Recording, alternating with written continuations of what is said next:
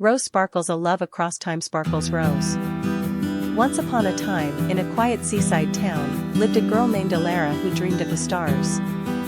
Every night, she would lie on the roof of her small cottage and look up at the sky, imagining stories of love, adventure, and magic. She believed that somewhere out there, someone was waiting for her.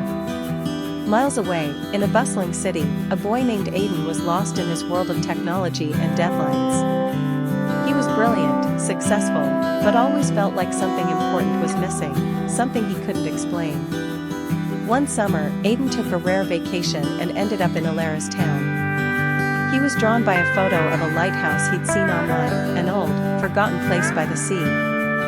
There, standing beneath the stars just as she always had, was Alara. Their eyes met, and for a moment, the world stood still. Their connection was instant. They spent the summer exploring tide pools, sharing secrets under moonlight, and falling in love without even realizing it. Alara showed Aiden how to slow down, to breathe, to dream. Aiden brought Alara books, music, and stories from the world beyond the waves. But summer ended. Aiden had to return to the city. They promised to stay in touch, but weeks became months, and distance slowly became silence. Alara returned to her stars, and Aiden drowned himself in work. 3 years passed. One day, Aiden found an old letter Alara had written him, one he had never opened. In it, she had written, "If love is real, it will find its way back." That night, he left everything behind and drove back to the lighthouse. Alara was still there. She stood on the cliffs, wind in her hair, staring up at the sky. She turned when she heard footsteps, and there he was. Older. Tired. But with the same eyes she had fallen for. Tears filled her eyes as he whispered, "I found my way back." And beneath the stars that had once watched their love begin, they embraced again, stronger, wiser, and ready to write a new chapter. Because true love doesn't fade. It waits. It hopes. It believes. And when the time is right, it returns. The Letters of Windmere Hill. Once upon a time, nestled between green English meadows and wildflowers, sat a quiet village called Windmere.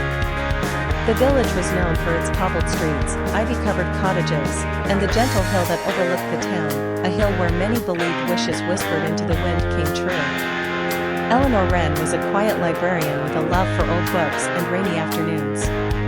Every day after work, she would walk up Windmere Hill with her dog, Poppy, and sit by the same oak tree to read or write letters she never intended to send.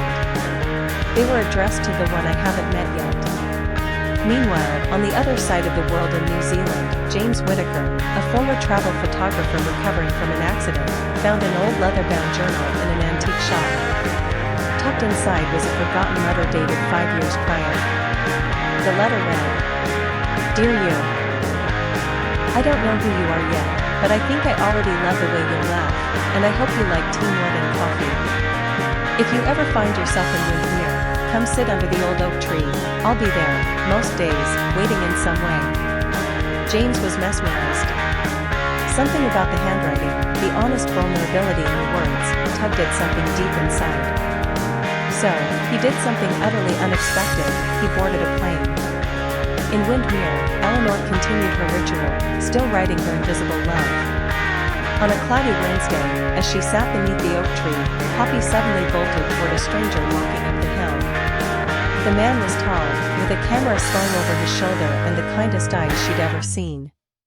"Is this seat taken?" he asked, pointing to the grass beside her. "No," she said, a little breathless. They talked. And talked. And the wind whispered gently through the leaves, as if it, too, had been waiting for this moment. Over the next few days, James and Eleanor grew closer.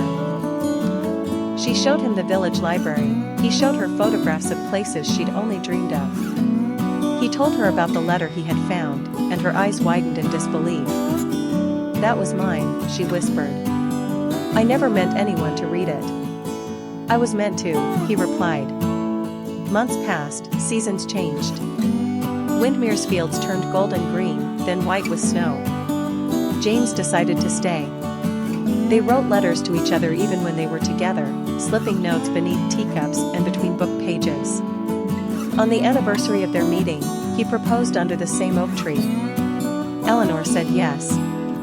Years later, the villagers say you can still see the couple walking up Windmere Hill, hand in hand. And if you listen closely, you'll hear the wind rustling the leaves, carrying the echoes of letters, laughter, and love. Because some stories, like some souls, are written into the wind before they ever begin.